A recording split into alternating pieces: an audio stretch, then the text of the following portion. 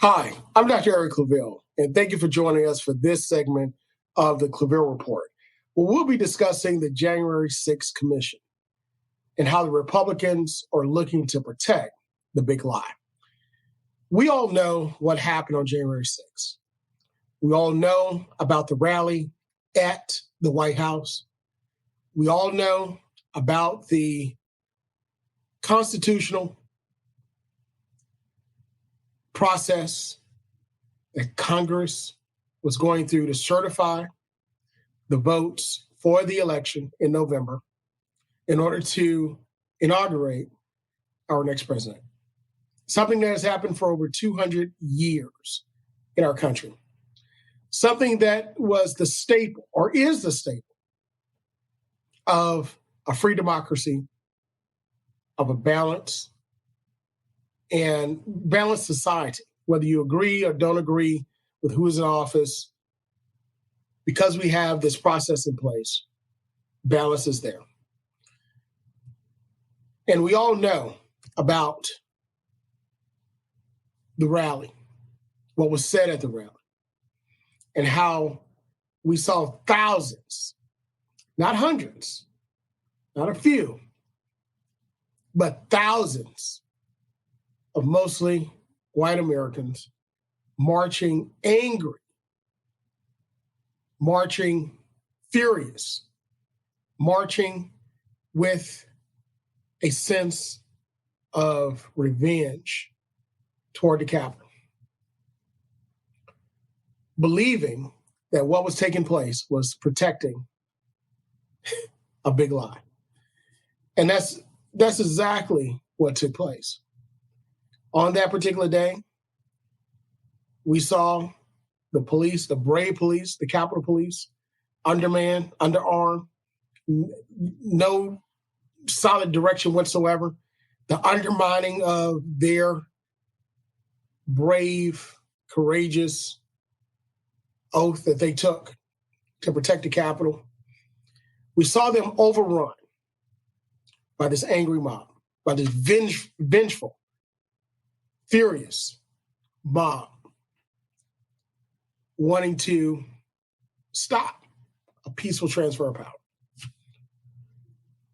In seeing this, we also saw police retreating after fighting with this angry mob, retreating into the Capitol, after pleading with this angry mob, retreating into the Capitol to protect its members.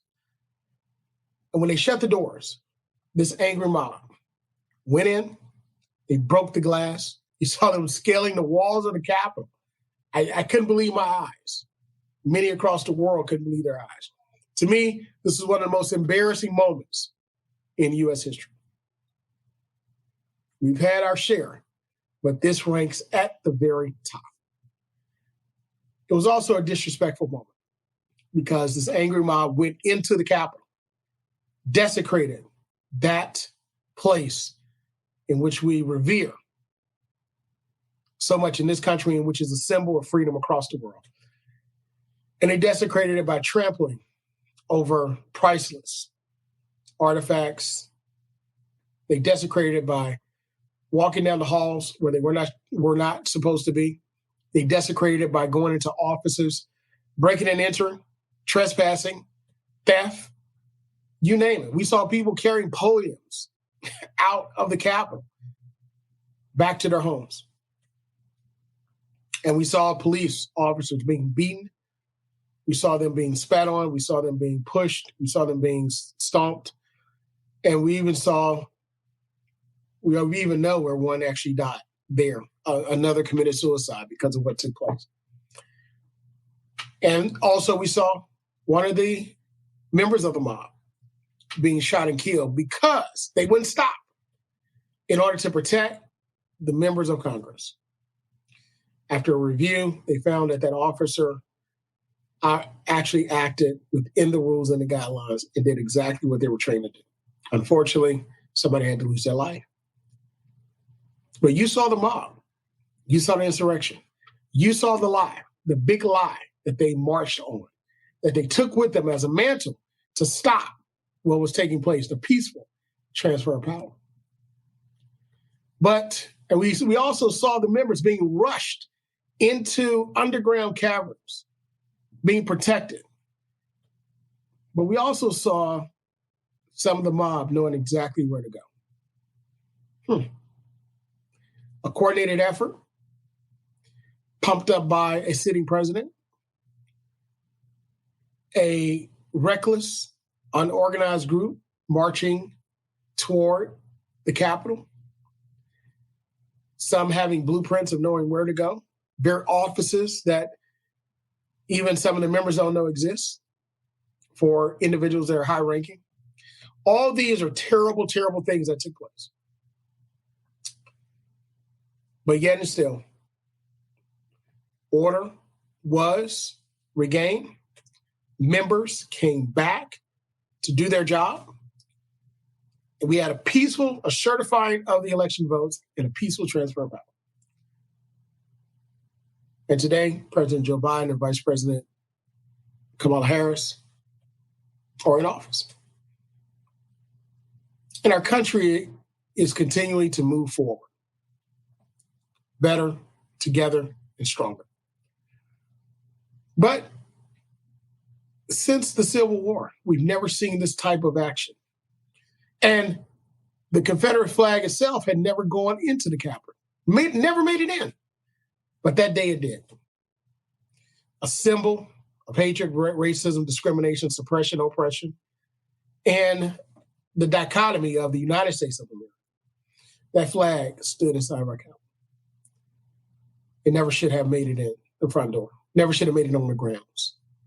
As a matter of fact, that flag should, and we're not going to talk about it in this segment, but should that flag be listed as a symbol of hatred? But all these things that took place, now we finally have momentum and a desire to get to the bottom of it. Because we don't know what took place when the National Guard was held back or was called later on. When the Capitol Police said they didn't have any instruction. They were told, don't use their tactics, their aggressive tactics against this particular group. There were so many unanswered questions, so much information that was not consistent with what we saw. So much to know, so much to gain, so much to understand, to ensure that this doesn't happen again, and to aid our U.S. Justice Department and the Department of Justice division so that they can prosecute those individuals who are wrongdoers and working against our country. Now, again, nobody agrees 100% of the time. We can agree to disagree, but we cannot destroy our own country in the process. We can't do it. We can't have this type of behavior, and we have to get to the bottom of it. So, the January 6th Commission bill was drafted. The idea, there was momentum behind it. The idea was there, a 9/11 style, because a 9/11 style commission, because we had never been attacked like that on our homeland, a continental United States homeland. Now we have been attacked in the United States, in Hawaii, of course, Pearl Harbor. Remember all of the brave soldiers that died in that, and civilians that died during that raid that pulled us into that World War. But it wasn't in the continental United States. Hawaii is a state in the United States, but it wasn't in the continental. But we had an attack on our own land, which then pulled us into other wars that we are still fighting to this day. So we felt that this style commission could help us to answer those questions to ensure that it doesn't happen again. So the bill was drafted. It went through the House. We had many Republicans, 35 Republicans, sign on with the Democrats in order to say this is something we should do. But when it got to the Senate, immediately the spin started before it got there, saying, oh, no, we shouldn't do this. Oh, no, this is just another tactic by the Democrats. Oh, no, this is just going to divide the nation. Again, spin. No, not studying this divides the nation, not understanding who the real culprits are, not understanding who the real players are, not understanding who the enemy really is, not understanding what ideology is out there poisoning our country, not understanding who is pushing this agenda, not understanding who is spreading additional lies. That's the true enemy of the state. So when it got to the Senate, what happened? Well, let's take a look at this montage from CBS News and NBC News to really understand what happened from beginning to end. Take a look and listen. Months ago, a pro-Trump mob stormed the Capitol, assaulting police and seeking to disrupt a peaceful transition of power. Now, last night in the House chamber, where rioters tried to break in this very same room, 217 Democrats and 35 Republicans voted to form an independent bipartisan commission to investigate what happened. GOP congressional leaders Kevin McCarthy and Mitch McConnell oppose it, along with the vast majority of Republicans. Nicole Killian is on Capitol Hill. Nicole, good morning. Good morning, Anthony. Kevin McCarthy says that he is not concerned about the vote, although last night he was watching from the back of the House chamber as nearly 36 party members broke ranks with him to support the January 6th bill. The bill is passed. Democrats cheered the passage of a bipartisan bill to establish a January 6th commission. The 10-member panel would be equally divided between appointed Democrats and Republicans with subpoena power to examine the root causes of the Capitol attack, a framework agreed to by the top Republican on the House Homeland Security Committee. This is about facts. It's not partisan politics. Still, 175 Republicans voted against the commission. We have people scaling the Capitol, hitting the Capitol Police with lead pipes across the head, and we can't get bipartisanship. The bill now faces an uphill battle in the Senate. Have dealt a fatal blow to the independent commission to investigate the Capitol riot. They called the commission a partisan ploy, but Democratic Majority Leader Chuck Schumer said the Republicans prevented the American people from getting the full truth out of fear or fealty to Donald Trump. ABC's congressional correspondent Rachel Scott is on the Hill. Tonight, under pressure from Donald Trump and with an eye on the midterms, Republicans blocked the effort to form a bipartisan commission to investigate the Capitol siege. Senate Majority Leader Chuck Schumer calling the vote proof that Republicans support Trump's lies about the election over the truth. Shame on the Republican Party for trying to sweep the horrors of that day under the rug because they're afraid of Donald Trump. Only 6 Republicans voted in favor of the commission, including Senator Lisa Murkowski, who told reporters her party is making a decision for short-term political gain at the expense of understanding what happened on January 6th. We just can't pretend that nothing bad happened or that people just got too excitable. Something bad happened, and it's important to lay that out. 11 senators, including 9 Republicans, didn't show up at all for today's vote, which came 24 hours after the mother of Capitol Police Officer Brian Sicknick went door to door, pleading with Republican senators to support the commission. Gladys Sicknick wearing a necklace containing her son's ashes. Usually I'm staying in the background, and I couldn't stay quiet anymore. Today, she described some of those meetings as tense. I think because we knew they weren't sincere. They weren't sincere, and I don't understand it. They are elected for us, the people. And they don't care about that. Democrats left shaking their heads. We all walked over the same broken glass. We all saw the spray paint on the wall. We all heard the horror stories from the staff and police officers who were protecting us that day. And I don't understand why they are afraid of the truth. Not being sincere. That's the mother of the slain officer, the Capitol officer that was killed as a result of this insurrection. You know, just that last image was extremely powerful for me. Hearing that the family of the slain officer going door to door, not staying silent themselves, asking, please support this commission. My son gave his life protecting you. And they leave out with not being sincere. So, this great idea, which is a great idea, to study the reason why the insurrection happened, the January 6th Commission, The reason why our nation, some of our citizens in our nation are being poisoned by rhetoric, by lies. Where is this coming from? To learn what compels the average citizen and CEOs of companies, multimillionaires, and those who are unemployed or those who are what we call the backbone of America, the working class, galvanize around a lie, come to the U.S. Capitol, and risk not only their lives, their reputations, their livelihoods, and their freedom, because a lot of them are being indicted. They will go to jail. They will. To protect something, protecting the big lie. That's what they're doing. Protecting the big lie by voting against the January 6th Commission. And I believe that I'm not in the minds of the members, because 11 or so did not even show up for the vote, which means that they didn't want their no to be on record, but their action said no. I'm not in their minds. None of us are mind readers. We can't understand what they're thinking. We can only understand what they write and what they say. But I believe that most of them, if you really ask them, I don't think they really want to be in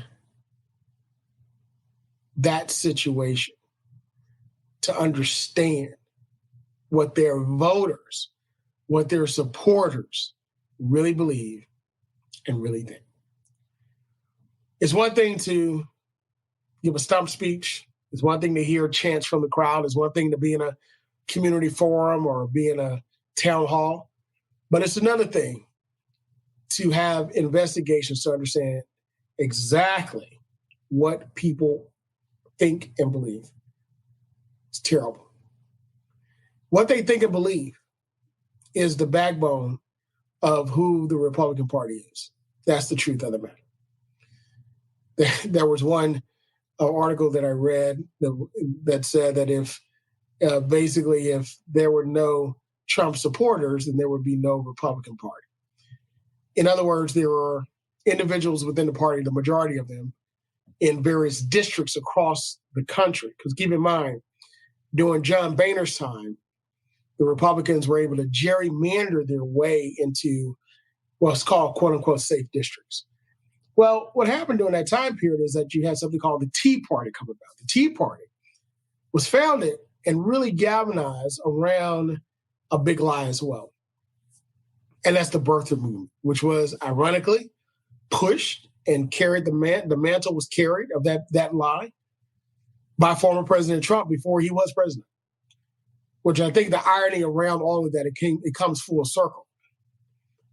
The individuals that really galvanized and pushed the Tea Party were mad because, number one, the finances caught up with them.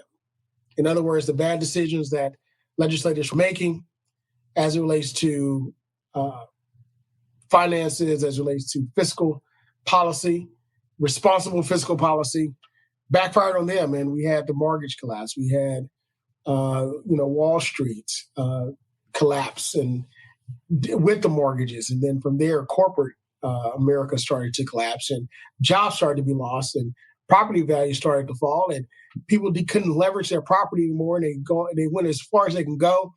And then they said, wait a minute.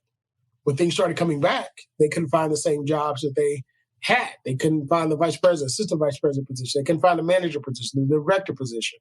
They couldn't find it. So you had these individuals that were highly educated, some, and then others that had experience in these various areas, and then others that were years of experience, and then others were just dependent upon that market. They were skilled, and maybe blue collar workers, but they were all in the same boat. They were broke and poor and angry, busted and disgusted. Some people would say, welcome to our world, right? This is how a lot of non-whites have struggled, but throughout years, but we found a way to make it, right? But that particular group became angry, became mad. Tea Party sprung up out of that. Backlash on Wall Street, Occupy Wall Street movement. And then from there, you had others that were angry because of racism being the birther movement. saying that former President Barack Obama wasn't born in the country. And you have the former president carrying that mantle, pushing that agenda, pushing that lie, another big lie, and rode it to a point of being relevant and to a point of being endorsed, to a point of being elected. That's the power of the big lie. When you have enough people to believe a lie, it becomes reality. You have enough people believe the lie, it becomes a galvanizing effort to create havoc and chaos in any and everything. And that's what we saw in January 6th, which is why this commission was so important. It's why this commission would have answered so many of our questions that we had. It's why this commission would have really helped to understand how some citizens of our country believe the way that they believe, and possibly, just possibly, it would have helped us to start to re-educate by bringing truth to light and dispelling the miseducation so that we can move together and be better and stronger as a country. But as one former hit song said, no, no, no. The Republicans said no, no, no. Could this commission have created a mechanism to where we could now create some hate crimes? Keep in mind, what took place on January 6th, there is no federal statute for hate crimes for that. There's no federal statute for hate crimes for domestic terrorism, which is exactly what that was. As a matter of fact, I believe that this commission probably would have found some treasonous behavior, some treasonous acts, very similar to what took place to split the United States during the Civil War, 1861, 1865. Could have found something there. And the Constitution talks about treason and what the punishment is there. It could have created a mechanism where we could now examine existing laws and policy to prevent something like this from happening again. Now, of course, it could have created a mechanism to maybe government could go too far, which they have. Corporate America goes too far all the time, and they still do. But without the creation of the mechanism, we don't know. We don't know, and we need to know. So the Republicans killed the Capitol Insurrection Commission because I believe several things. One, they killed it because of fear of knowing the truth. The truth, if you're not ready to deal with it, is scary. The truth, if you're not ready to face the music, is terrifying. The truth, if you're not ready to deal with reality, is the light that you're afraid of shining in the darkness. Truth.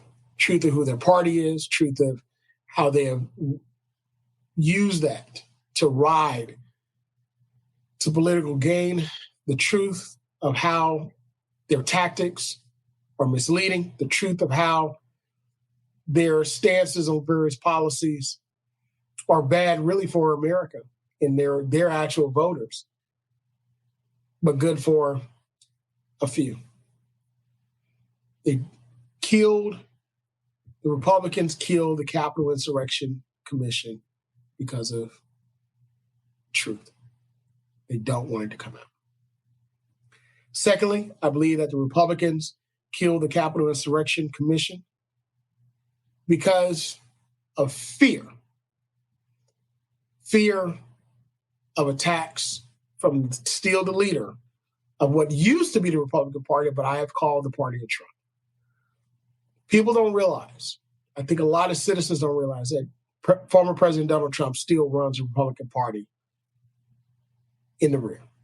Yes, he has no Twitter anymore. Yes, he has no social media anymore.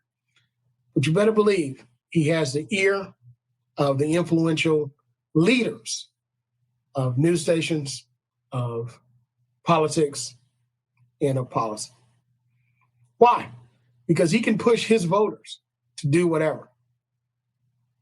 Keep in mind, he pushed them to fly, to drive, to hike, to the U.S. Capitol for a rally, and he pushed them to march to the U.S. Capitol, to break in, to trespass, to seek to kill and destroy. Some lost their lives while he was eating inside of a tent and in the White House, watching the havoc and the chaos on a big screen TV. The fear of the backlash of the true leader of their party. I also believe that the Republicans killed the Capitol Insurrection Commission simply because it is not expedient in politics. It's not politically expedient. Why do I say that? If the commission would have passed, now you get investigative powers that are given to individuals that within the commission to dig a little deeper. Well, who are we kidding? A lot deeper than persons are comfortable with digging. You know, that type of digging, that kind of exposure can cause a lot of people to be nervous politically. And if you're really going to protect your agenda, if you're really going to protect your agenda, not just your agenda, but also your future agenda and future political gains, there's no way you can pass this commission. Just absolutely no way you can do it. So from a political standpoint, I understand it. I get it. Now, that doesn't mean it's right. It just means that it's not politically expedient. And that's one of the reasons why the Republicans killed it. To authorize an investigation means to authorize an unfeathered, unrestricted, and unfiltered review of records, conversations, transactions, actions, inactions, and ultimately the entire scope of what happened. What happened on January 6th, the build-up to January 6th, and what happened after January 6th. There was absolutely no way that the Republican Party could afford for this to come out. So, where do we go from here? Could the White House create a commission through executive order? Well, that question's already been answered. It's possible, but Pelosi rules out having Biden create a commission. Could the House bring up another bill at another time? Maybe close to the midterm elections of 2022 and force the Republicans' hand again. Maybe. But could the Republicans filibuster again? The answer is yes. Would it be not politically expedient for the Democrats to do that? Possibly not. Finally, could the Department of Justice do their own investigation? I think their hands are full with indictments. There are still many people to be indicted that committed the acts of violence, broke laws, the atrocities that were committed during that day. There's a lot that they have their hands in. So I don't think it's feasible for the Department of Justice to investigate either. So what happens? I believe that just maybe this commission may be dead on arrival. I think it may be dead in the water. Would it help our nation if we saw what happened? Yes. Would it help our nation to heal? I believe eventually, yes, but the scab has to come off, and that's also painful. But is this necessary in order to keep this from happening again? Absolutely yes. I thought it should have happened to Timothy McVeigh when he blew up the federal building in Oklahoma, the domestic terrorism that took place during that time period. I thought maybe it should have happened in 1865 at the end of the Civil War. I thought maybe it should have happened at the end of the civil rights, the second civil rights movement, or the modern civil rights movement, at the assassinations of Dr. King, Malcolm X, and the Kennedy brothers, John F. Kennedy and Bobby Kennedy, and many others that actually lost their lives, Medgar Evers and many others. But it didn't. No commission happened. Because I believe that the root of the problem is the same, whether it be the Civil War, whether it be the assassinations during the Civil Rights era, whether it be the assassination of Abraham Lincoln and John Wilkes Booth and reading his manifesto, whether it be the mass shooting, the massacre of the church goers in South Carolina by Dylann Roof, or whether it be the insurrection of January 6th. It is the miseducation of America, more specifically, white America, as it relates to who America is. America is not just one group, not just one gender, not just one belief, but America is all of us, all of our experiences, all of our work, all of our ingenuity, all of our innovation, all of our blood, sweat, and tears. That is America.